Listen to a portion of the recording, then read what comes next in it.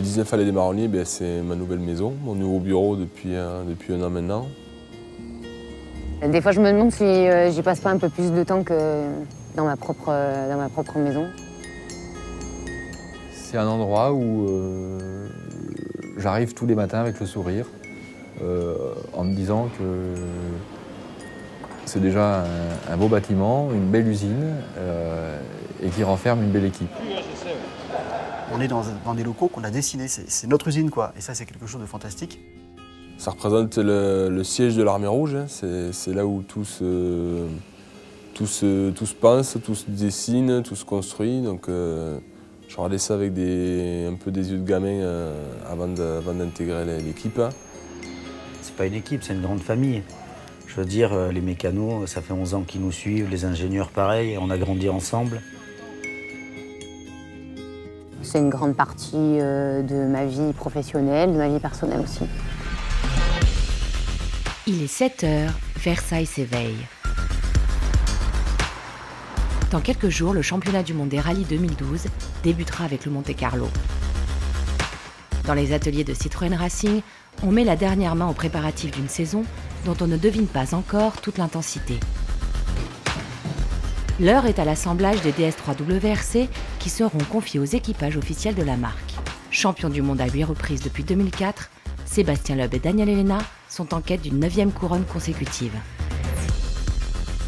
Ils sont rejoints par les Finlandais Mikko Hirvonen et Jarmo Lehtinen, leurs plus farouches opposants depuis plusieurs saisons. Une fois les voitures assemblées et essayées sur le petit circuit jouxtant l'usine de Satori, elles sont chargées dans les camions.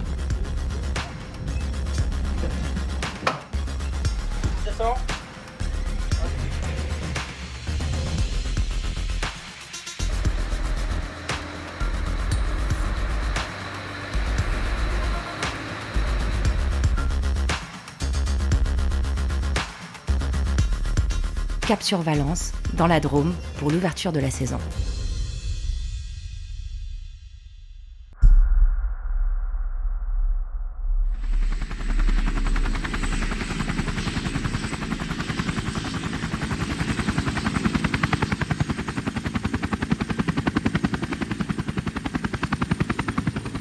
Absent du calendrier du championnat du monde ces 3 dernières années, le rallye Monte-Carlo fait son grand retour. Pour le monégasque Daniel Helena, c'est un juste retour des choses. Si tu veux, c'est le rallye qui a bercé mon enfance. J'ai passé des nuits à écouter à la radio ce qu'on appelait les nuits du Turini avec Bernard Spengler sur RMC. Ensuite, il y a eu la mobilette, donc j'y allais avec la mobilette avec Dong. Après, on y allait avec la voiture, on suivait le Monte-Carlo tout le temps. Et puis ça a été mon premier rallye en championnat du monde, au volant en 97. Donc c'est toute une histoire, c'est l'émotion et c'est mon club aussi qui organise. À Entraigues-sur-Volane, au cœur de la Drôme, on attend également avec impatience le Monte-Carlo. Dans son restaurant, la famille Joigny a préparé des centaines de tartes aux pommes qui seront remises aux concurrents lors de leur passage devant le restaurant. La tradition dure depuis plus de 40 ans. Cette histoire remonte dans les années 66-67. Et ici est arrivée toute l'équipe alpine avec un certain pilote qui s'appelait Jean-Claude Androuet, qui a été le premier pilote à venir dans le restaurant. Et c'est un garçon qui aimait beaucoup les douceurs, qui aimait la pâtisserie et qui adorait les tartes. Et après, le rallye a commencé à passer devant la remise. Et l'équipe alpine a commencé à s'arrêter pour manger la petite tarte, boire un petit verre d'eau minérale, voir un petit coup de... Pour eux, c'est l'histoire, la remise, c'est leur histoire. C'est pour ça qu'aujourd'hui, j'étais un petit peu ému.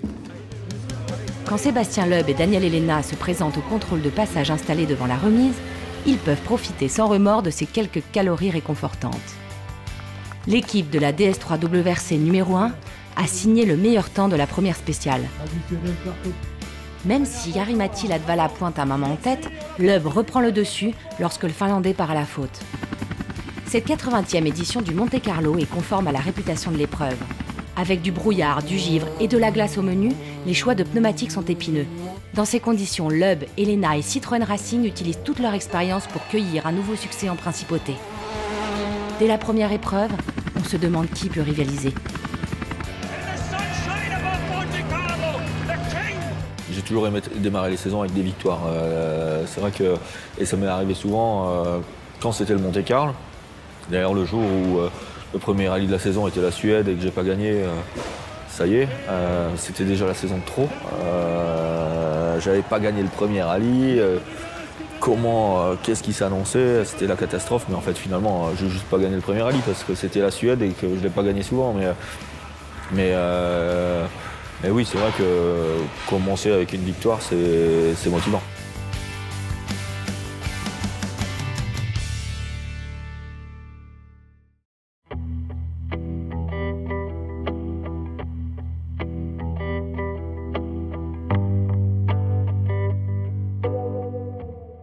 Saison du ski, la neige est bonne, elle glisse bien. Elle glisse même très bien. Sébastien Loeb ne se souvient sans doute pas que c'était aussi une Citroën qui avait remporté le rallye Monte-Carlo en 1959. 50 ans avant l'ère des WRC, la DS n'était pas seulement la voiture du général de Gaulle, c'était aussi une redoutable compétitrice en rallye. En engageant ces modèles, la marque aux chevrons utilisait déjà la compétition pour éprouver ses innovations technologiques. Parmi les pilotes mythiques de la marque, Philippe Van Berg se souvient justement de la voiture de ses débuts. La ronde s'achève, le rallye d'hiver est terminé. DS21, DS21 boîte hydraulique, je précise parce que c'était une auto, je ne sais pas pourquoi, c'est une auto qui me plaisait bien, qui fonctionnait bien à l'époque en course, qui avait des résultats. Dans des différentes marques qui étaient capables de participer à un championnat entre Renault, Peugeot, Citroën, en voiture française, c'était une voiture révolutionnaire un petit peu la DS, par le fait de sa suspension hydropneumatique qui était très intéressante sur des terrains difficiles. Donc je crois que Citroën avait toujours un petit peu d'avance, moi je dis toujours, dans leur solution technique. Après la DS, Citroën poursuit son implication en rallye avec les SM et autres CX. Mais au début des années 80, la compétition entre dans son ère moderne. C'est quand les équipes officielles sont arrivées en nombre avec des moyens importants. Tout d'un coup, ça a explosé, quoi. D'abord parce qu'il y avait un enjeu, il y a des pilotes qui sont arrivés, des marques motivées, des sponsors. Donc tout ça fait que le sport automobile a éclaté. Avec l'avènement du groupe B, Citroën s'appuie d'abord sur la fameuse Visa 1000 pistes. Ses 4 roues motrices et son poids-plume feront le bonheur d'une génération entière de pilotes. Le groupe B était parti, donc la Visa est arrivée au bon moment. Mais déjà, Citroën pensait à développer une voiture plus puissante pour pouvoir pouvoir se battre avec les Audi, les Turbo 16. Et c'est là où la suite a été un peu douloureuse. La suite, c'est évidemment la BX4TC qui débute au Rallye Monte-Carlo 1986. Au volant, on retrouve Jean-Claude Andruet et Philippe Van Berg. Mais l'aventure tourne court et Citroën se retire après quelques épreuves.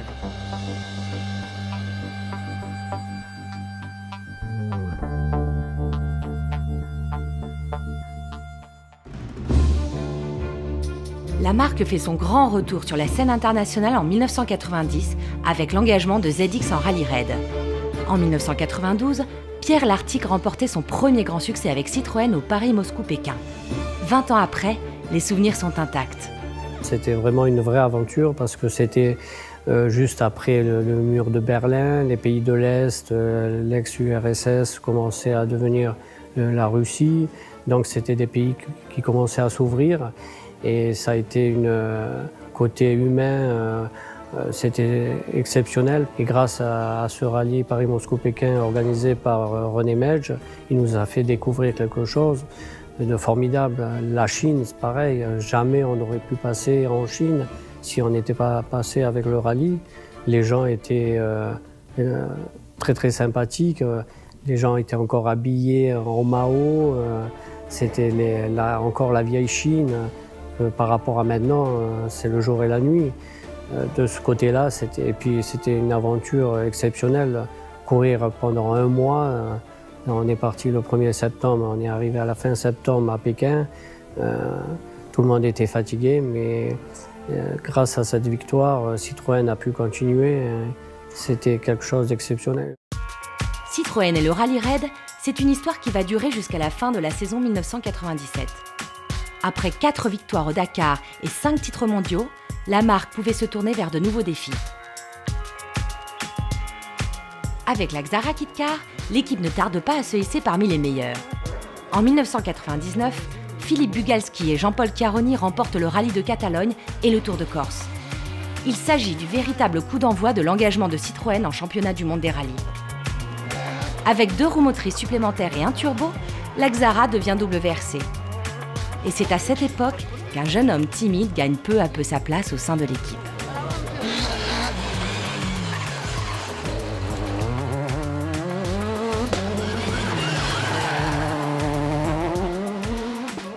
La première fois que je l'ai rencontré, alors Sébastien aussi bien que Daniel, parce qu'en fait c'était en même temps. C'était pour une séance d'essai, ils faisaient une séance d'essai avec la Saxo. Je les ai rencontrés là, pour la première fois, donc ils étaient très timides. Bon, Daniel un peu moins, hein, on le connaît, il était déjà pas trop timide et il était déjà pas si timide à l'époque.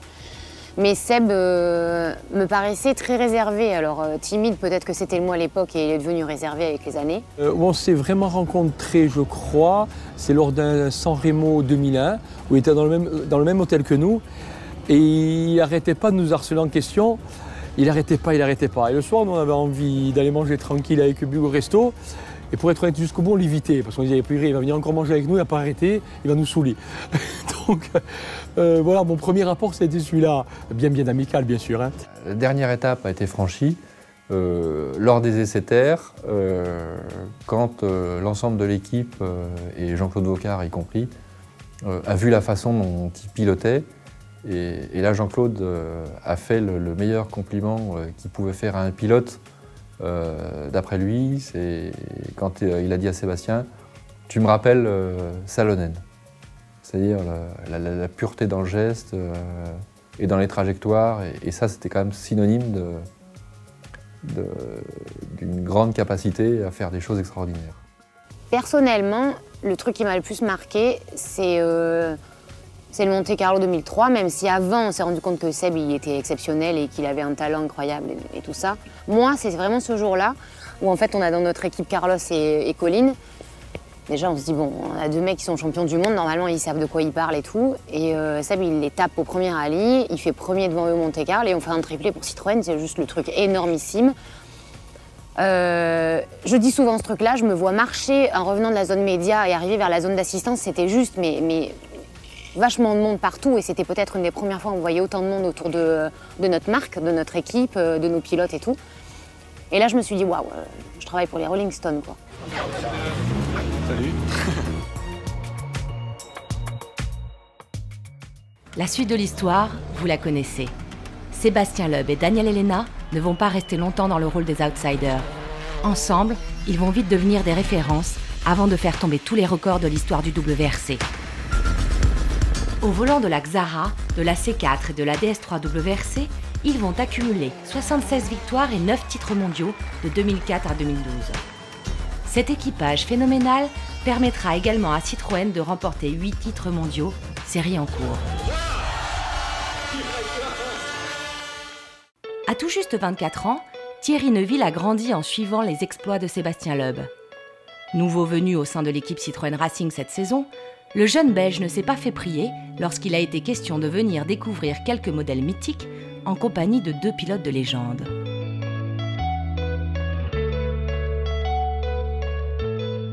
Et là, le frein, c'est juste le... Bah, c'est un petit champignon. Ah ouais. Où il y a vraiment une sensibilité. C'est ça, le frein. Ouais, tu touches, c'est... Et ça bloque les roues. Mais ça fonctionne bien. Non, t'arrives à doser un petit peu quand même. Ouais. Alors, la 1000 pistes. Moi, j'étais étonné de la voiture comme c'est super facile agile, à piloter. Ouais. Le seul truc, c'est qu'il n'y a pas de frein. Hein.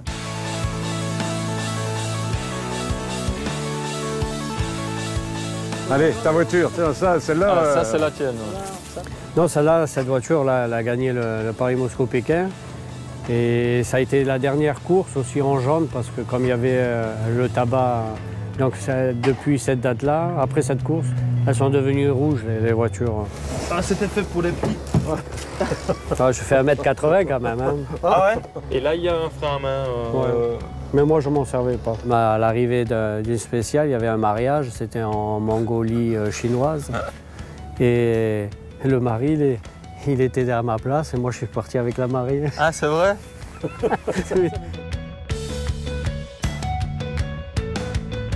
Celle-là, j'ai jamais conduit moi. Franchement, c'est très très beau. Vous êtes bien installé là, je vois. Ouais, juste à ma taille. Pas trop bas, moi, c'est trop bas, là. Tu vois quoi là? Non mais il faut pas regarder. Non, mais là sur le goudron tu. Ici il y a de la place.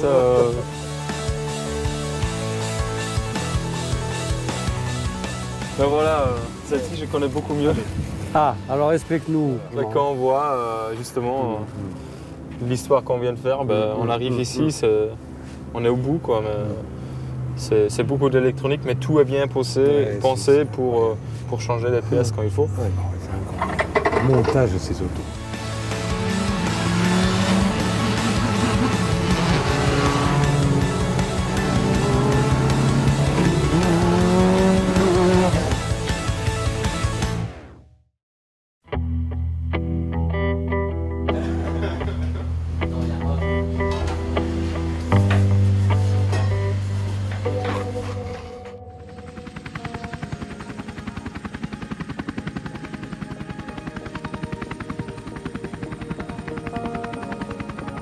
Revenons au présent et à la saison 2012 qui se poursuit sur les chemins gelés de la campagne suédoise. Tanké dans un petit mur de neige en début de course, Sébastien Loeb est vite écarté de la lutte pour la victoire.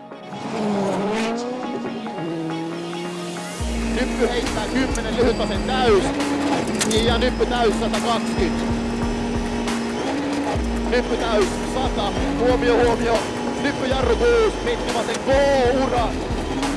Jarru 3, oikein hidas tiukka. 7. Les chances de Citroën reposent sur les épaules de Mikko Hirvonen, qui évolue sur un de ses terrains de jeu favoris. La bagarre avec Latvala est splendide. À coups de seconde, les deux rivaux repoussent leurs limites. Un peu moins à l'aise quand la glace cède la place à la terre gelée, Mikko doit se contenter de la deuxième place. La victoire n'est que partie remise. Le temps d'adaptation a beaucoup joué. Mikko, en Suède, il était encore novice au volant de la DS3. Le sentiment qu'on a et le sentiment que j'ai, c'est qu'on ferait la Suède aujourd'hui, Mikko gagnerait la Suède.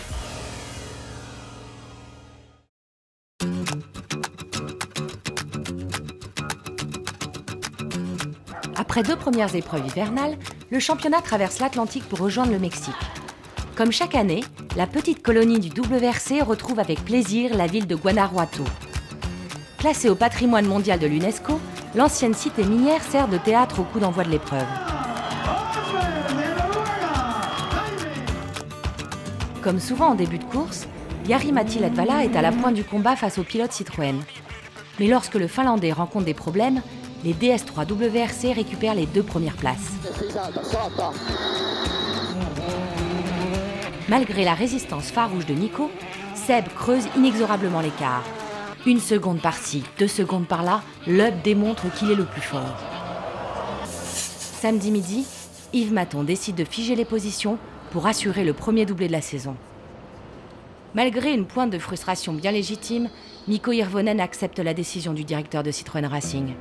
I knew when I signed that Sebastian is really the man at Citroën. He was 8 times world champion, so I knew that might come in front of me. But I was all the time thinking more in the future.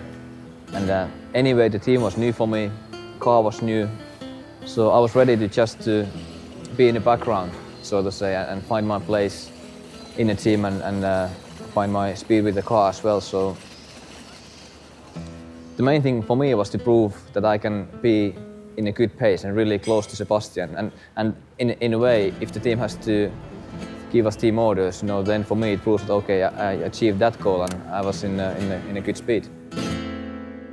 Loeb vainqueur, Hirvonen deuxième, Citroën débute de la meilleure des manières, la longue série de 6 épreuves sur terre.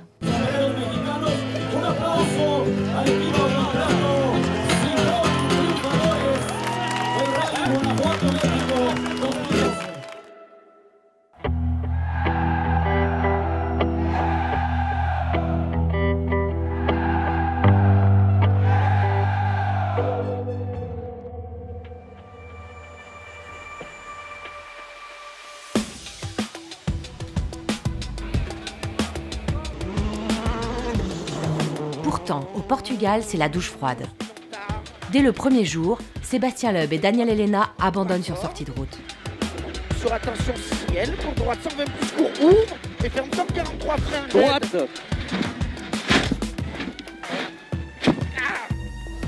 Seb et Daniel se sont appropriés tous les records, y compris celui de la fiabilité. Avec moins de 10 sorties de route éliminatoires en 150 rallyes disputés sous les couleurs officielles de Citroën, le duo accepte avec philosophie ces moments frustrants. Aujourd'hui, je suis dans un état d'esprit où je me dis ça fait partie de la course.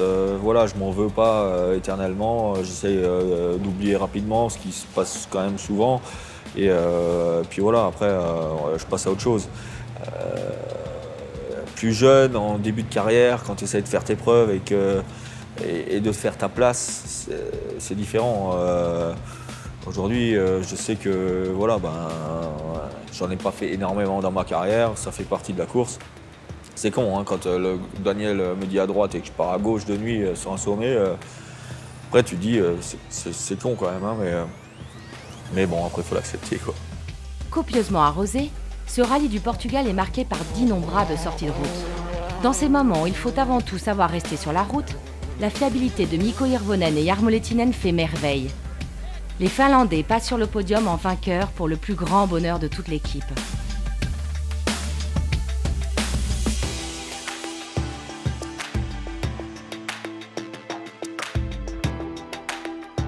Mais quelques heures plus tard, la DS3 WRC numéro 2 est déclassée à l'issue des contrôles techniques. Je me vois encore l'arrivée du rallye.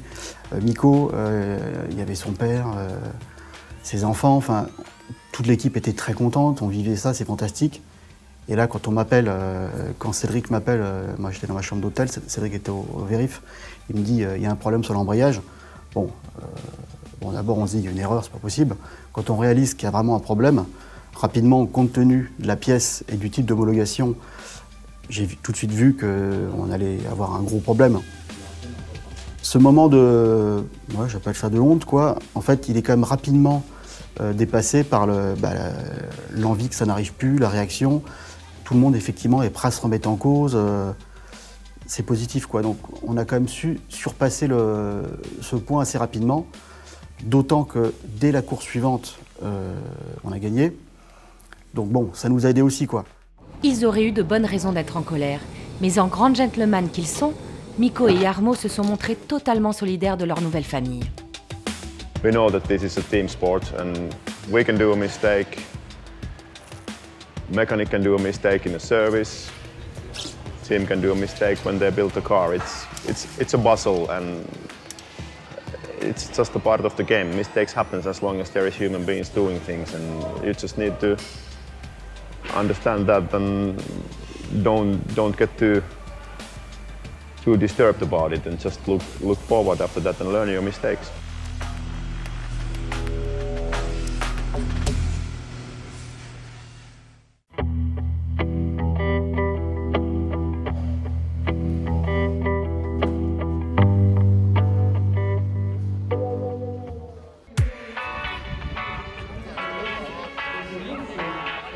Avant de rejoindre la province de Cordoba pour disputer le rallye d'Argentine, les équipages Citroën font étape à Buenos Aires pour quelques jours. Roadshow dans les rues de la capitale, activités promotionnelles, mais aussi moments de détente figurent au programme d'un rendez-vous devenu traditionnel au fil des années.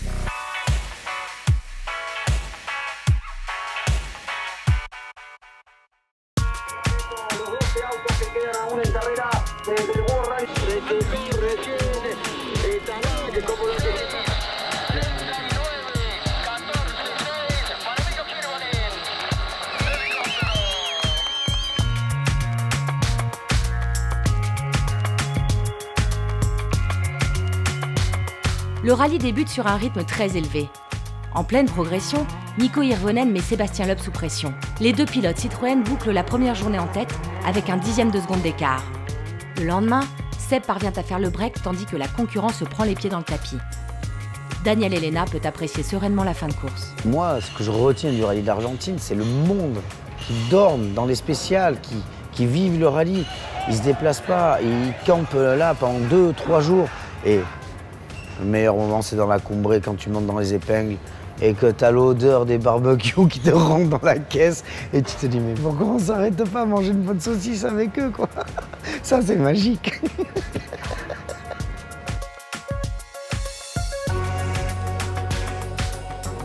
Après ce doublé des Rouges, le WRC revient en Europe pour le rallye de l'Acropole. La première journée de course est passionnante, avec Loeb, Latvala, Hirvonen et Solberg qui se battent à coups de seconde sur les chemins de terre grecque. La deuxième étape élimine Jari-Matti Latvala de la course à la victoire, mais Peter Solberg maintient la pression sur Sébastien Loeb. Le dimanche, c'est au tour du Norvégien d'abdiquer après avoir arraché une roue. Mais en rallye plus qu'ailleurs, rien n'est jamais terminé avant la ligne d'arrivée. L'adrénaline monte d'un coup dans le clan Citroën quand la DS3 numéro 1 est signalée arrêtée à quelques kilomètres de l'arrivée. Victime d'une crevaison, Sébastien Loeb et Daniel Elena réussissent l'exploit de conserver la tête en changeant la roue en à peine plus d'1 minute. Moi je sors de la voiture, je prends la péteuse, je vais à la roue, j'enlève les écrous, lui sort de la voiture, il va au coffre, il prend le cric, il me le jette et il prend la roue de secours et puis voilà. Donc c'est pas très compliqué, après c'est juste une histoire d'organisation, aussi de préparation par l'équipe quand même, parce qu'il y a des voitures où la roue de secours elle est dans le coffre et le cric est dans la porte et machin, et il faut tout ouvrir de partout. Chez nous, ça a été réfléchi pour le faire le plus vite possible. À l'arrivée, Seb et Daniel remportent donc la victoire, 40 secondes devant leurs équipiers. La première partie de la saison s'achève en Nouvelle-Zélande. Après un voyage de près de 20 000 km, il faut habituer les organismes au décalage horaire. Mikko Hirvonen et Thierry Neuville ont une méthode bien à eux.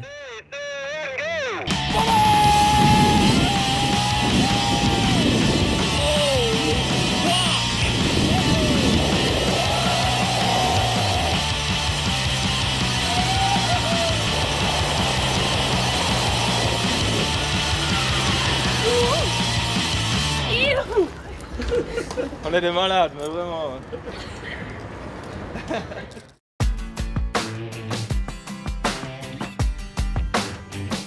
Place ensuite à la course, sur ce qui est sans doute le plus beau terrain de jeu au monde. En juin, c'est l'hiver aux antipodes. Effectués en fonction des conditions climatiques, les choix de pneumatiques sont cruciaux. Citroën retient les bonnes options pour le début de la course. Mikko Hirvonen prend la tête devant Sébastien Loeb. Mais Seb attaque et reprend le dessus dans la toute dernière spéciale du jour. Les deux pilotes Citroën vont avoir la possibilité de se battre tout au long de la deuxième étape. Loeb reste en tête, sans parvenir à creuser l'écart sur Hirvonen. Derrière, les rangs des adversaires sont décimés et le troisième est relégué à 1 minute et demie. Yves Maton demande alors à ses pilotes d'assurer le doublé. C'était important de les laisser rouler, déjà que Mikko ne se dise pas que chaque fois qu'on a de l'avance et que Seb repasse devant lui d'office, la spéciale d'après, c'est fini. Je pense que c'était important aussi pour faire les spéciales rapides ici, pour préparer la Finlande, pour qu'il soit super bien pour la Finlande. Comme je vous l'ai dit à Satori, gardez-le pour vous. Si ça se passe bien et que ça continue comme ça d'ici demain soir, en Finlande, quoi qu'il arrive, il n'y aura pas de consigne de course. Après les 7 premiers rallyes, le bilan est éloquent. Vainqueur à 5 reprises, Sébastien Loeb caracole en tête du championnat du monde. Mais ce n'est pas suffisant pour qu'il s'autorise à relâcher la pression. Moi, je me dis jamais il est dans la poche, parce que je doute toujours. Je suis jamais... Et le rallye, quand même, c'est vrai que ça sourit souvent et qu'on n'a pas du tout à se plaindre à ce niveau-là, mais quand tu vois tout ce qui est mis en place et tout ce qui doit être réuni pour gagner un rallye, tu ne peux pas arriver sur un rallye en disant voilà, on va encore le gagner, le championnat s'est bouclé, etc. Tu n'es jamais à l'abri de quelque chose. Mais c'est vrai qu'on était dans une période où tout allait bien, on était en confiance, on avait repris confiance dans la voiture sur la terre, parce qu'en début de saison, on est quand même passé par une période de doute. L'auto n'était pas au mieux, donc on a commencé à réagir un petit peu en changeant des petits points de setup en Argentine, qu'on a confirmé ensuite en Grèce. C'est un ensemble de petites choses, ça n'a pas été des grosses révolutions, mais la voiture a réussi à faire un bond en perfo. Et donc là, on a à nouveau pris de l'oxygène en termes de vitesse pure, et les doublés, on les faisait à la régulière.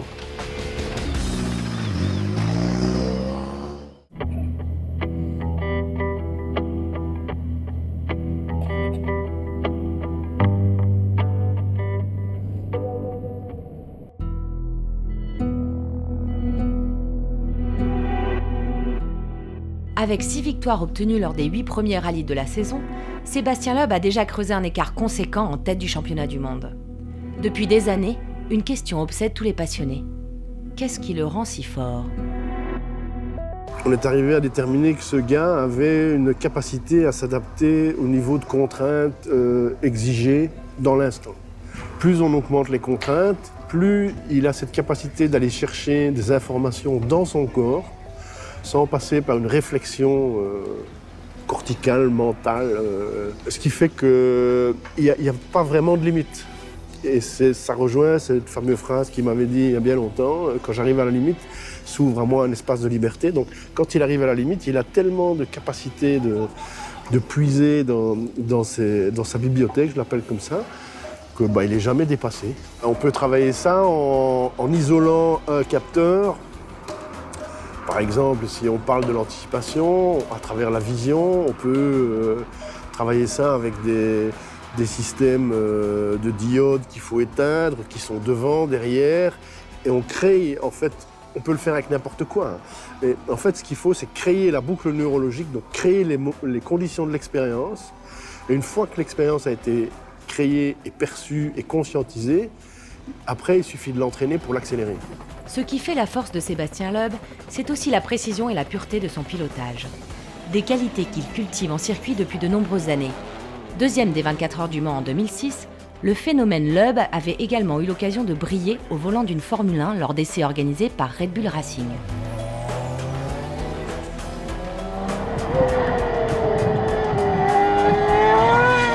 Coïncidence ou pas, tous les pilotes de pointe du WRC s'entraînent désormais sur circuit pour tenter de rivaliser avec le maître sur les rallyes asphalte comme l'Allemagne, la France ou la Catalogne. Le pilotage d'une WRC sur l'asphalte, même si c'est différent d'une monoplace, les habitudes, les réflexes, les automatismes sont les mêmes. Et la théorie, rien de mieux que d'aller la bosser sur circuit parce que ça accentue les défauts, ça va exacerber toutes les qualités d'un pilote.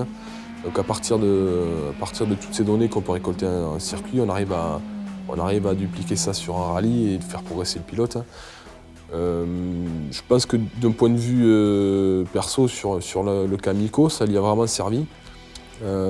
C'est facile de mettre le doigt sur des problèmes avec des acquisitions de données sur circuit parce que c'est répétable. On a des outils de travail qui sont différents forcément d'un rallye où c'est que même sur une séance d'essai, les conditions varient beaucoup plus, une spéciale est beaucoup plus longue, il n'y a pas de virages les mêmes. Là, quand tu passes 50 fois la même journée sur le même virage, tu arrives facilement à jauger ton évolution. Donc c'est l'intérêt, il est là, et puis j'espère quand même on renouvellera cette expérience parce que ça lui servira forcément. À leur tour, Mikko Hirvonen et Thierry Neuville ont goûté aux joies de la monoplace sur le circuit du Mans. Tout en gardant en tête les différences entre une piste de quelques kilomètres et une spéciale aux conditions changeantes, les pilotes Citroën ont trouvé des axes de progression pour leur pilotage. It helps you to understand and realize different ways of driving and braking, how you could maybe brake a bit more efficiency. But in rallying it's a bit more complicated and every corner is always different, so you don't have so clear braking points where to start braking. Ça m'a semblé vachement logique sur le circuit, mais en arrivant sur le rallye, c'est beaucoup moins évident parce qu'on roule à la note, on ne connaît pas le parcours par cœur, il y a des graviers qui s'ajoutent.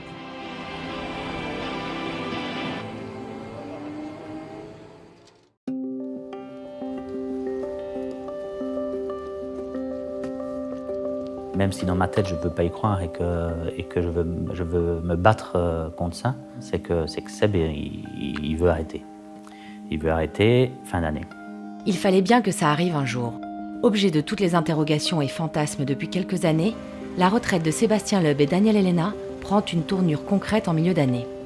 À la veille de la reprise du championnat en Finlande, le duo le plus titré de l'histoire semble avoir pris sa décision.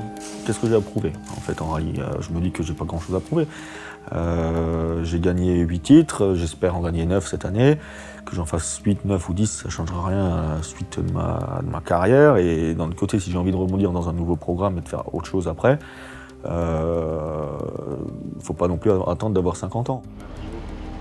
Aujourd'hui, la volonté de continuer un rallye, c'est de peser le pour et le contre entre le temps passé en essai, et en Rocco et en déplacement et le risque qu'on prend en course, etc., face au plaisir que j'en retire. Et donc voilà, je me dis qu'un jour il faut arrêter.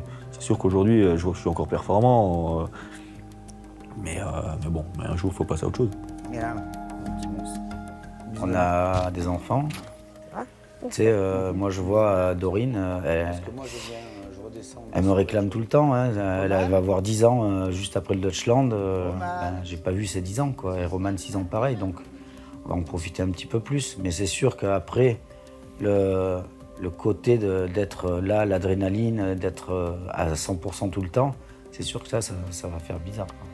Sébastien Loeb a beau vouloir arrêter le rallye, il ne compte pas raccrocher sa combinaison pour autant. Je suis quand même encore plus pilote dans l'âme que team manager et j'ai toujours envie de courir, donc, mais peut-être de relever des nouveaux défis, de nouvelles choses.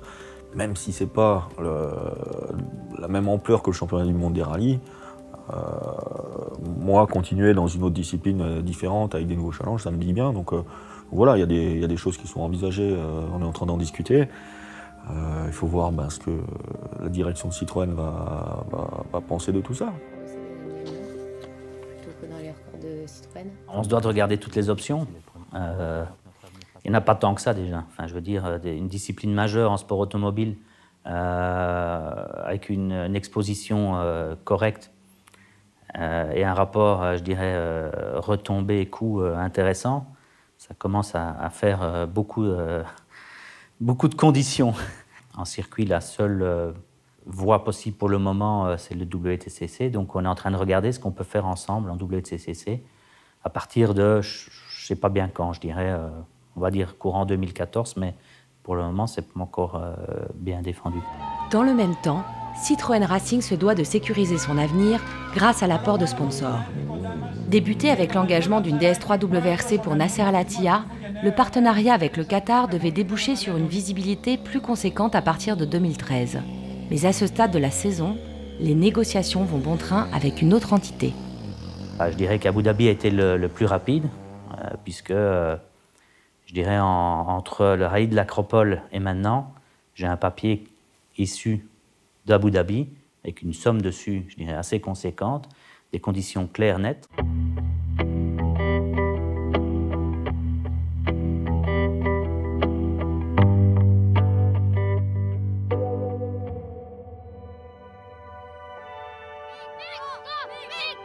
Le rallye de Finlande, c'est un peu le Grand Prix de Monaco du WRC. L'épreuve que tous les pilotes, que toutes les équipes rêvent de gagner. Pendant des années, on n'était pas très loin. On a souvent fait des bonnes performances en Suède et en Finlande avant de gagner la Finlande. Mais il nous manquait toujours la petite chose qui faisait que tu réussissais à gagner.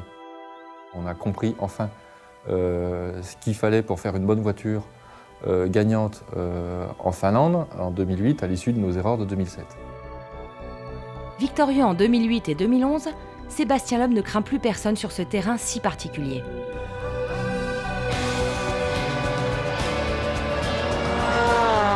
À voiture égale, Mikko Hirvonen compte bien décrocher un second succès sur ses terres. Mais cette fois-ci encore, c'est Sébastien Loeb qui aura le dernier mot. Les quelques secondes d'avance qu'il prend le jeudi soir, Mikko Hirvonen ne parviendra jamais à les rattraper. I was sure that I will catch that up, that it's not too much, that I can take it back, but I was wrong. You know, Sebastian, he's really good, and he has a lot of experience from Finland as well. So I could get close. I think the closest I was in 3 seconds, but that was it. So it was really close fight all the way through, but it was just not enough. J'ai fait un rallye parfait pour moi. Zéro faute, 100% à l'aise, serein, confiant. C'était la première fois que j'étais aussi confiant en Finlande. Et pourtant, Mikko et Jarmo auront tout tenté pour s'imposer à domicile. Le samedi, le rallye se terminait par la mythique spéciale d'Uninpuja, un tronçon avalé à 130 km/h de moyenne. Welcome to Uninpuja.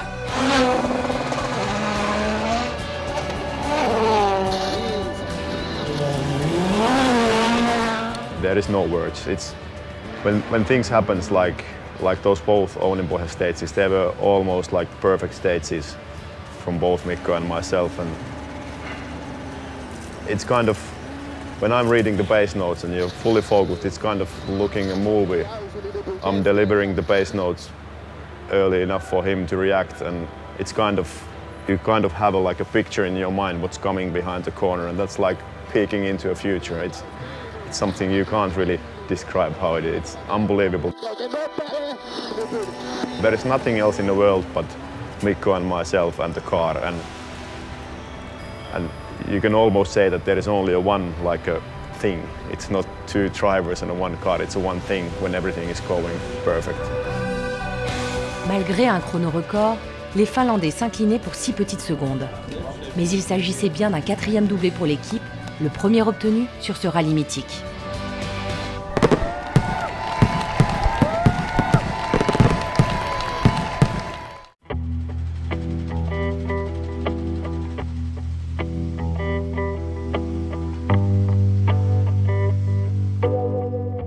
Since I was very small, it was always my dream to become a rally driver. And when I was 5 or 6 years old, that's the time when my father was still driving. And he just did some national rallies in Finland, and ever since I wanted to be a rally driver myself. First time I drove, I was only 5, so very small, and we just had lots of pillows behind my back and in the seat that I could reach the pedals. And I started with my mom's Fiat in the frozen lake, and that's the first time I drove and tried a car. Le rallye, c'est une passion qui habite Mikko Hirvonen depuis toujours. Mais il est loin d'être le seul en Finlande. Ice hockey is maybe the biggest sport in Finland, which all the boys they play in some part of their lives, and then motorsport is maybe the second. And a lot of my friends on similar age or year older, they were interested in cars, and we had a group of people, friends, who I always used to race in a frozen lake. So 15 was the age I could take part of rallycross, in like junior rallycross in Finland. That was when I started competing. Until that, I was just working on the cars around the house and driving in a frozen lake. But then I did that 3 years, like in a junior class. Then when I got my driving license when I was 18, then I started rallying in Finland right away. And then slowly started to get further. Les Finlandais ne sont pas seulement passionnés de rallye, ils sont aussi très solidaires lorsqu'il s'agit de pousser l'un des leurs vers le plus haut niveau. Comme d'autres avant et après lui, Mikko a bénéficié de cette filière. 2001, I was doing Finnish Championship, and that was my second year in the Finnish Championship, and we were fighting for the title until the last stage, and in the end got a puncture and we became second, surprisingly. But after that season, or after that race, I had a call from a guy who said that there's going to be a test arranged around Jyväskylä, and there will be 4 drivers invited, and I was one of them, and that was my first contact to Timo Jouhki, who is now my manager. He's been a manager basically for all the drivers in Finland, Tommi Mäkinen and Juha Kankkunen, everybody.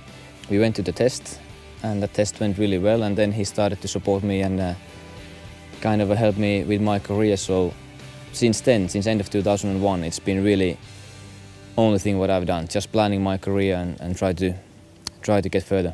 Avec 7 pilotes titrés depuis 1977, la Finlande est la nation la plus fertile en champion du monde des rallyes. Ce succès s'explique sans doute par la nature des routes du pays, ponctuées de ces fameux jumps. Mikko, qui poursuivra peut-être la lignée après ses 4 titres de vice-champion du monde, nous a livré quelques-uns de ses secrets.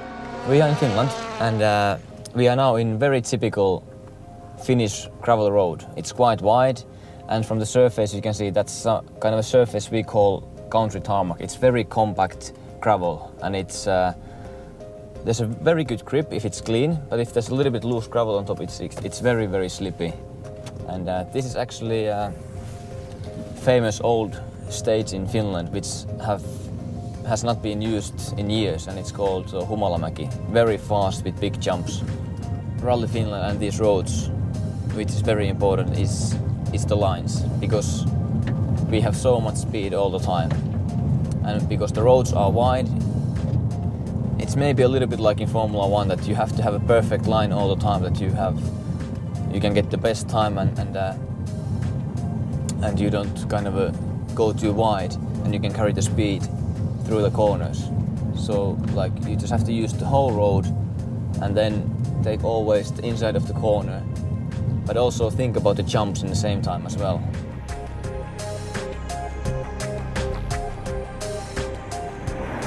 shape of the jump or of the crest, you know, it can kick the car differently up in the air as well. So if it's very sharp, obviously the car will kick a little bit and it will jump higher. But if it's just very, very kind of a long slope, then maybe the car just goes a little bit light, but it depends how fast you are going over the jump.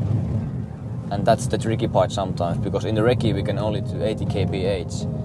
But because the roads are so fast, in the rally we come here with 150 or 180 kph, and the jump can be really massive. Sometimes you need to turn the car before the jump, so that you are kind of some places you can jump over the inside ditch. You fly sideways over the ditch and land in a perfect line on the road. In one sense, it's natural. This is the roads we use to kind of when we do rallies in Finland.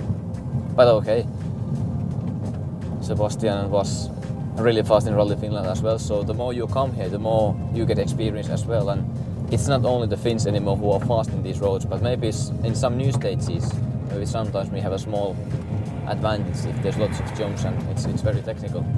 And for me, that's the best feeling when you are just in the air with the rally car going sideways. It is, yeah. I prefer it.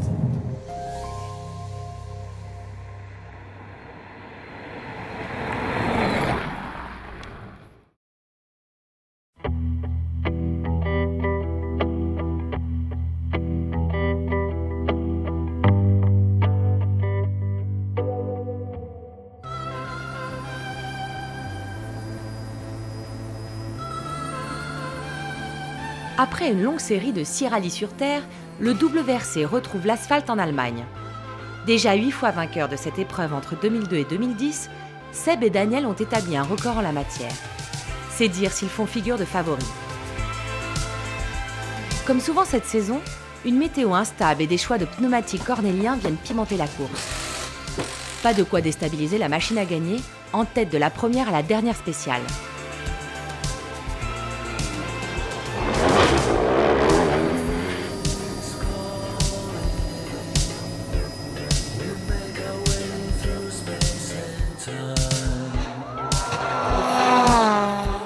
Il n'y a pas eu de match sur les bords de la Moselle. Après l'Argentine, la Grèce, la Nouvelle-Zélande et la Finlande, Seb creuse un peu plus l'écart avec cette 5e victoire consécutive.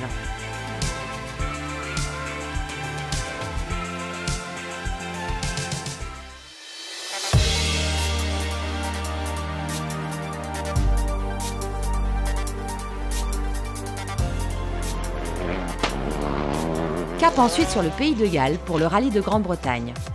Sur un terrain extrêmement glissant, les DS3 WRC souffrent face à leur rival. Intouchable, Jari-Matti Latvala file vers sa 2e victoire de la saison. Après avoir passé Peter Solberg en toute fin de course, Seb se contente de ce résultat. Quand on fait 2e, c'est pas une défaite. Contrairement à ce que plein de journalistes ont pensé là-bas, etc.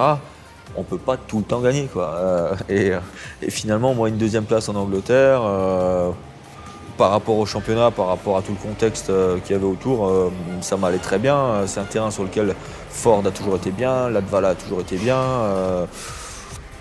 Voilà, il n'y a pas de raison qu'on gagne partout. Ça a été interprété comme une défaite, mais pour moi, c'était un bon résultat.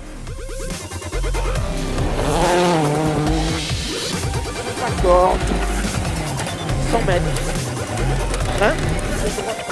2e et 5e à Cardiff, Loeb et Hirvonen éliminent de la course au titre tous les autres pilotes.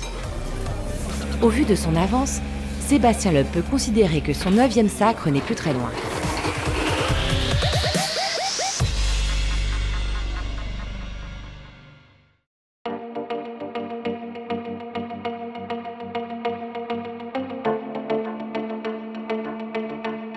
Esquissé au mois de juin, le futur de Citroën Racing et de Sébastien Loeb s'est précisé au cours de l'été. Il y a 2 aspects. Il y a le premier aspect qui est la confirmation du partenariat avec Abu Dhabi. Et donc Abu Dhabi nous permet de continuer notre programme en WRC et de pérenniser l'investissement qu'on a eu sur les 10 dernières années en WRC. Le deuxième aspect, c'est le désir de Seb d'être ambassadeur de la marque Citroën et le désir de la marque Citroën de continuer à, je dirais, utiliser en commun l'image de Seb et l'image de Citroën qui se marient très bien. Et ce qui paraît évident, c'est que Seb veut faire du circuit et que pour la marque, un investissement en WTCC peut avoir un intérêt parce que 50% des retombées du WTCC sont en dehors de l'Europe et entre autres sur des marchés qui sont intéressants pour la marque à terme.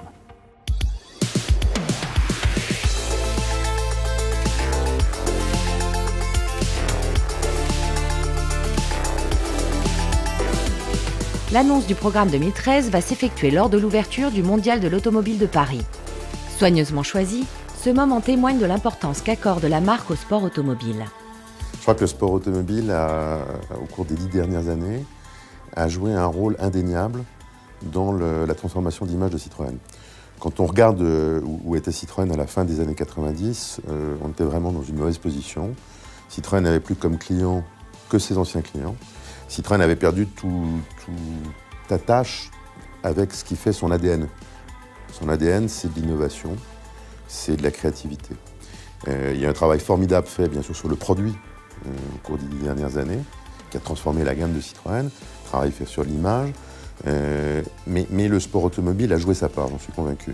C'est aussi une chance extraordinaire, il ne faut pas se le cacher, d'avoir eu Sébastien Loeb, qui a une image et une notoriété énorme qu'aucun pilote de rallye, je pense, n'avait jamais eu. Je crois que, hors les fans de sport automobile, personne ne connaît le nom des pilotes de rallye, alors que tout le monde connaît le nom de Sébastien Loeb. Et la chance fantastique qu'on a, c'est que son histoire s'est bâtie en même temps que l'histoire de Citroën.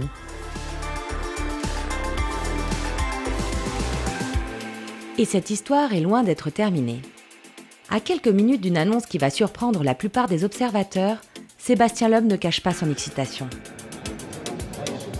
Oui, vraiment, c'est quelque chose qui me plaît. C'est vrai qu'aujourd'hui, je ne dis pas le rallye, c'est au niveau pilotage, je pense que c'est ce qu'il y a de plus fort, au niveau sensation, improvisation, etc. Par contre, ça fait des années que j'y suis, j'ai tout gagné, et de pouvoir partir dans un nouveau projet avec Citroën, avec qui on a tout gagné ensemble en rallye, c'est vrai que pour moi, c'est la solution idéale.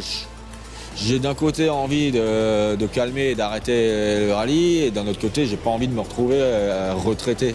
Donc c'est un nouveau challenge, c'est un autre style de pilotage où j'aurai beaucoup de choses à apprendre, Citroën aussi, mais voilà, c'est vrai que c'est excitant d'avoir un nouveau défi comme ça. Avec un avenir tracé, Sébastien Loeb et Citroën Racing vont pouvoir se focaliser sur le week-end le plus important de l'année.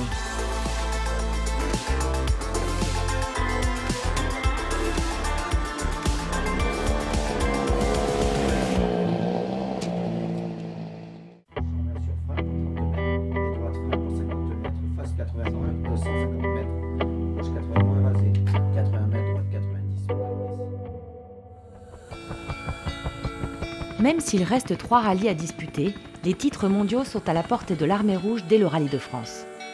Depuis que l'Alsace a remplacé le Tour de Corse au calendrier, l'épreuve a pris une toute autre dimension populaire. Des centaines de milliers de spectateurs font bloc derrière l'enfant du pays. La première année, on ne savait pas trop à quoi s'attendre. Je me disais, bon, il y aura au moins autant de monde qu'en Allemagne. Mais l'ampleur que ça avait pris là-bas, c'était vraiment impressionnant. La pression est clairement sur les épaules de Seb et de Citroën, mais l'équipe, dans son ensemble, cherche à s'isoler dans une bulle de sérénité. Du début des reconnaissances jusqu'au podium, on essaye justement d'évacuer ce surplus de pression en considérant le plus possible ce rallye comme un autre pour ne pas se laisser envahir par l'enjeu. Le plus dur à gérer, c'est la foule et les journalistes.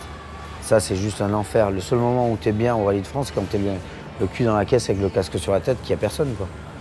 Là, tu es bien. Et donc là, tu peux te concentrer, te donner à fond dans les spéciales.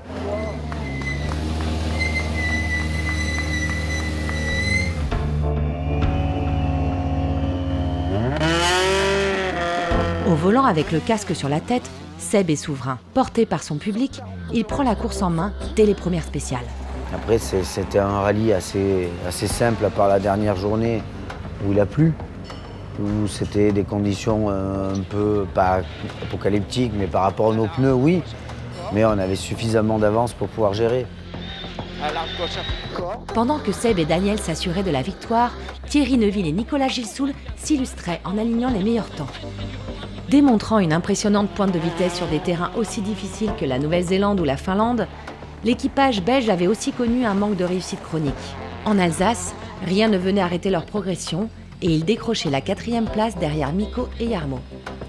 Cela restera leur meilleur résultat de la saison. Le Rallye de France m'a réussi parce que j'avais déjà participé en 2010, donc je connaissais un petit peu le parcours. J'avais super bien préparé, c'est du asphalte où je me sens beaucoup mieux à l'aise que sur la terre. Et surtout, c'était des conditions délicates, comme on les connaît un peu sur les routes en Belgique. Comme ma première saison, c'était en championnat de Belgique, j'ai appris à freiner tard dans la boue et tourner propre et réaccélérer vite. La tension se relâchait quand la DS3 WRC numéro 1 coupait la ligne d'arrivée en vainqueur. Instantanément, une douce euphorie venait envahir le parc d'assistance.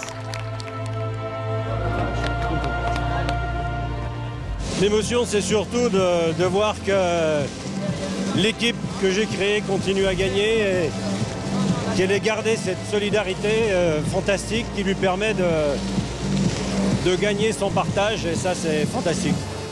Quand tu as été là pour le premier titre de Seb et que tu te dis que ça va être le dernier, ben, c'est quand même un moment de la vie quand tu es un passionné de sport automobile. C'est un travail d'équipe extraordinaire pour lequel il faut féliciter tout le monde. Sébastien et Daniel étant la partie la plus émergée de l'iceberg. Il faut aussi associer nos partenaires Red Bull et je disais tout à l'heure Michelin, Total, Citroën, 3 grandes entreprises françaises qui marquent de leur empreinte le sport auto. Je pense qu'on peut en être fiers.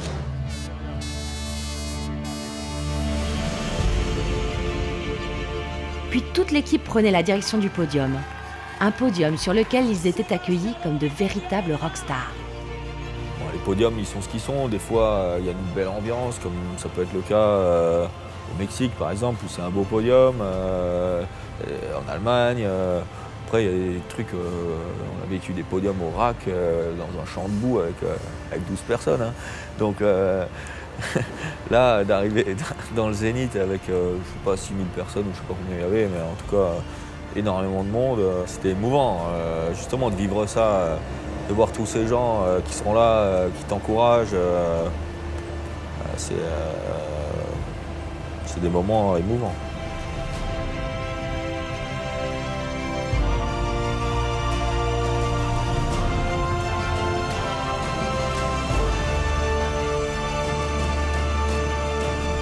Les célébrations ne s'arrêtaient pas sur le podium de Strasbourg. Du côté du 19 Allée des Marronniers, on savourait surtout le titre de champion du monde des constructeurs, le 8e acquis depuis 2003. Un titre auquel Mikko a grandement contribué. We won the title this year. It's in many rallies we were first and second, so for me clearly we were the strongest team this year.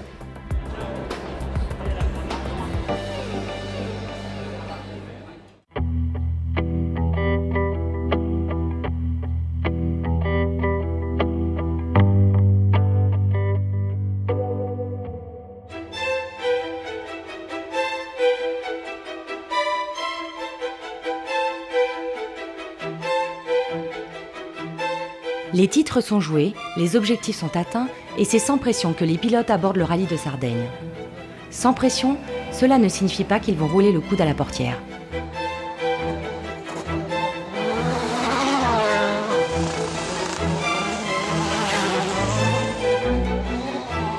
Dès les premières spéciales, Loeb et Hirvonen entament un duel à coups de seconde.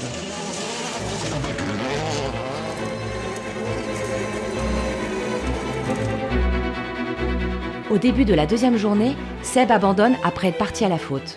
Pour droite, ça va plus long, attention. Vas-y, la direction s'est bloquée. Complètement. Ok, vas-y. Voilà, terminé.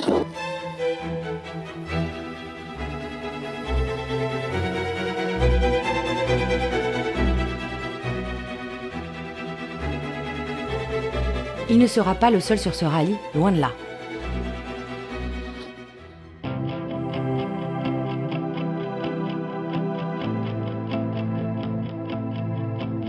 Le Le vendredi soir, Mikko se retrouve leader avec plus d'1 minute d'avance sur le deuxième. Une situation confortable qui a un air de déjà-vu. Ça ressemblait à s'y méprendre à une photocopie du Portugal, donc on appréhendait un petit peu la fin, puisqu'on sait ce qui s'était passé, même s'il n'y avait aucune raison, mais forcément tu y penses. Je mettrais quand même un bémol par rapport à ça, c'est que le Portugal, Mikko l'a gagné parce que ses candidats se sont éliminés. Mikko n'aurait certainement pas été en mesure à la régulière de gagner le Portugal, ce qui est complètement faux en Sardaigne. Comme à leur habitude, Mikko et Jarmo ne craquent pas. Ils passent au travers de tous les pièges et décrochent enfin leur première vraie victoire avec Citroën.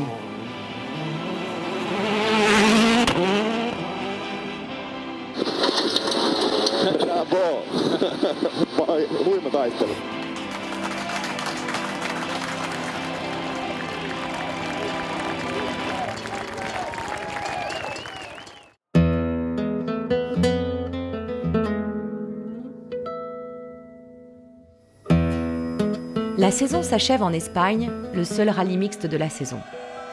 Disputée sur la terre, la première étape est complètement folle. Les spéciales ont été détrempées par les orages tombés au cours de la nuit et le pilotage s'apparente à de la survie.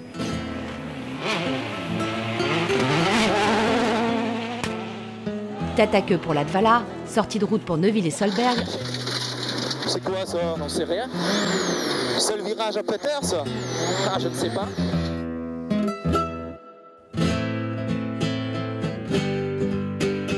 Problème technique pour Sordo, une à une, les têtes d'affiche sont éliminées de la lutte pour la victoire.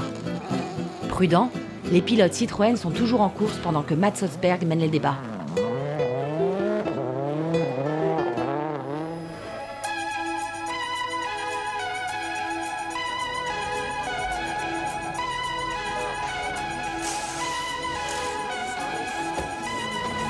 Samedi matin, la course se poursuit sur asphalte et le jeune Norvégien part à son tour à la faute.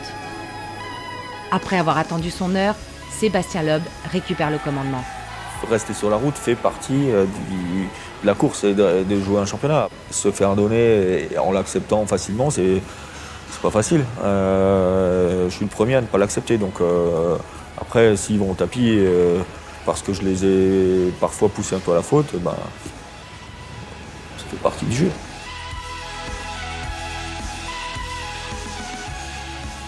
Neuvième victoire pour Loeb, 10e podium pour Hirvonen, la saison s'achève en apothéose pour l'Armée Rouge, qui réalise pour la première fois de son histoire un doublé au championnat du monde pilote.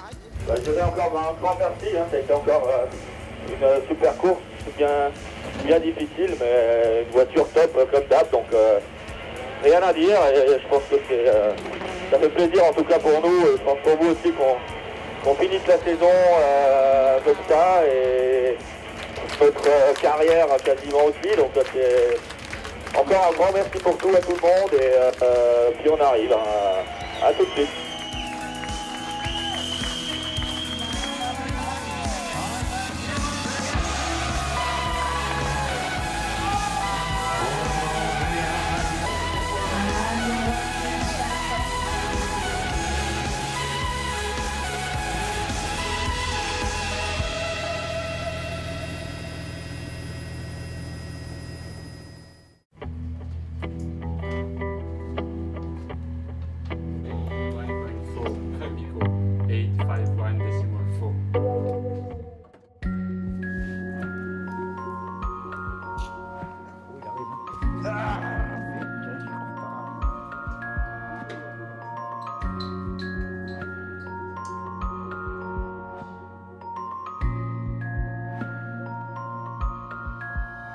Entre les sollicitations médiatiques, les célébrations de fin d'année et les séances d'essai qui se poursuivent, Seb et Daniel n'ont eu que peu de temps pour souffler depuis la fin de saison.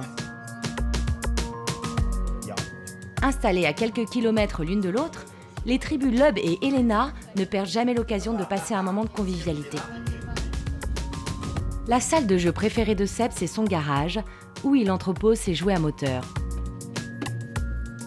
L'antre de Daniel, c'est le bureau où sont archivés d'innombrables cahiers de notes, témoins des milliers de kilomètres parcourus aux quatre coins du monde.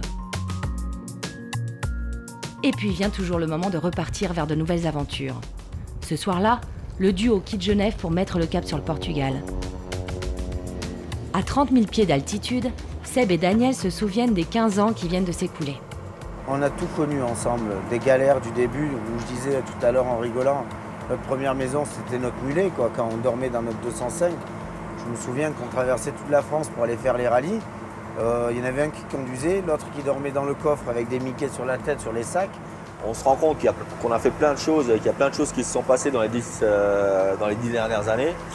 D'un autre côté, d'être passé du stade du jeune qui arrive au stade du pré-retraité, on n'a pas l'impression, nous, d'avoir changé. Pour nous, on a fait la même chose. Regarde, t'as la barbe blanche. Ouais, mais quelque part, ça, on l'a pas vu passer, quoi. Il n'y a jamais de temps mort. Donc c'est ça où on ne se rend pas compte. Il n'y a pas un gros break comme en Formule 1 de 3-4 mois, ça on ne l'a jamais connu. Après il y a cette complicité, cette amitié qui s'est nouée. Donc si tu veux, on a tout bravé ensemble, du meilleur au pire, on a toujours passé les caps ensemble et je pense que ça a fait notre force. Et c'est surtout que voilà, si on a quelque chose à se dire, on se le dit de suite. Ça fait 15 ans qu'on vit dans 3 mètres carrés.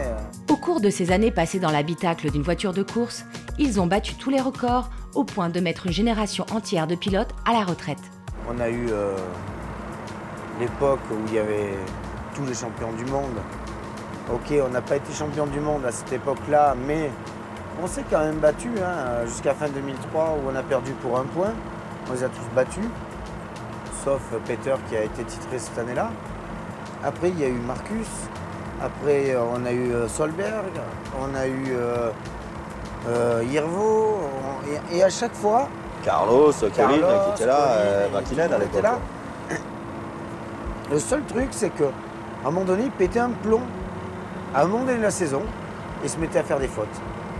Il y a des années où on a gagné des championnats, ou parce qu'on était régulier et on savait savoir finir 3e, 2e meilleur rallye plutôt que d'aller chercher une victoire. Tout dépend où tu situes les 100%. En fait, finalement, est-ce que 100% ça veut dire que tu commences à prendre des risques ou 100% ça veut dire d'être à 100% en étant sûr de ne pas sortir de la route? Ça, je suis tout le temps. Après, tu peux aller un peu au-dessus. Pour moi 100% c'est d'être à bloc partout, mais quand je me sens bien dans la caisse et que j'ai pas l'impression d'en rajouter. Après, tu peux en rajouter un peu par moment, mais là, tu commences à rentrer dans la phase prise de risque. C'est ce que... ça m'arrive d'y aller, mais pas souvent.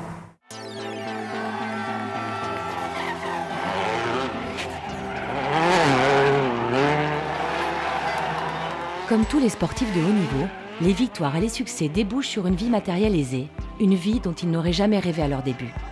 Mais l'essentiel est sans doute ailleurs. Partant d'où je partais et être arrivé à ça, c'est sûr qu'on ne l'aurait jamais imaginé. Et tu te dis, bah ouais, c'est... Moi, je me dis toujours, il y a une part de chance. Pourquoi c'est tombé sur moi? Parce que, quelque part, c'est mon talent, la chance d'avoir ce talent qui m'a emmené là, quoi. Plus les bons contacts, les bonnes opportunités que j'ai pu saisir et le travail qu'il y a eu avec. Mais la base de tout, c'est un talent qui m'a été donné. Pourquoi moi? On a quand même la chance aussi par rapport aux gens qui travaillent tous les jours à l'usine ou au bureau ou n'importe. Quand on est à la maison, on a le temps d'en profiter. Donc non, c'est un équilibre de vie à trouver. Il y a certaines périodes dans l'année où c'est chargé, on part tout le temps et on se dit c'est un peu trop. Et après, il y a d'autres périodes où on est plutôt cool, donc ça va. Le truc le plus important, c'est la santé. Parce que quand on voit un peu ce qui se passe autour de nous, tu te dis on a de la chance d'être en bonne santé, et de pouvoir vivre ce qu'on vit. Et après, tout le reste, c'est que du bonus. Mais avant tout, d'être en bonne santé, en forme et bien équilibré à la base, c'est quand même pas mal, quoi. À 38 ans, Sébastien Loeb n'est pas prêt à passer ses journées en pantoufles. Plus que jamais, il est prêt à relever un nouveau défi en changeant de discipline, comme d'autres changent de métier. C'est pour ça que j'essaie de faire autre chose, justement. Un nouveau centre d'intérêt, un truc nouveau, un nouveau défi, où je sais que je vais partir de plus bas et qu'il va falloir essayer d'évoluer, de progresser pour arriver au top niveau, que j'espère atteindre un jour, mais j'en sais rien. Mais au moins, ça fait un défi. Je sais que je vais devoir me remettre en question, que je vais arriver plus comme le jeune, même si je ne suis pas forcément jeune, mais bon, par rapport à certains anciens, je suis quand même jeune. Et comme le jeune qui est là pour apprendre et pour essayer d'évoluer, donc c'est ça qui me plaît. Mais avant cela, il faut continuer à travailler, à préparer le championnat du monde des rallyes 2013. Sur les chemins de terre de l'Algarve, Seb et Daniel alignent les kilomètres pour tester de nouvelles évolutions sur la DS3 WRC. Un travail de l'ombre, mais pourtant essentiel dans la construction des victoires et des titres. Dans quelques jours, une nouvelle saison débutera au Monte-Carlo. Du côté du 19 Allée des Marronniers, on est déjà prêt pour un nouveau tour du monde.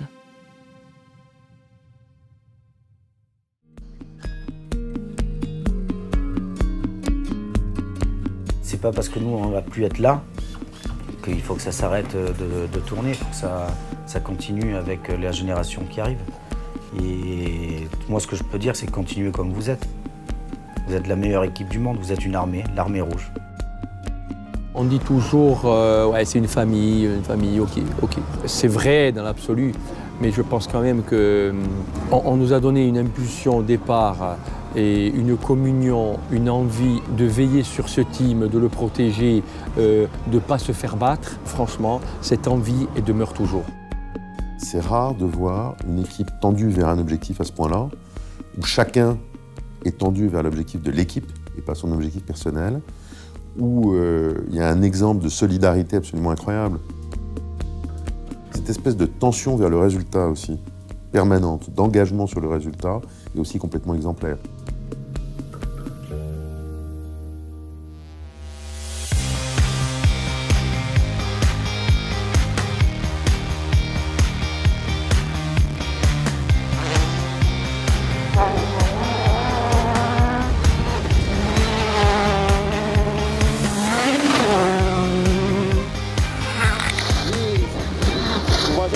Little bit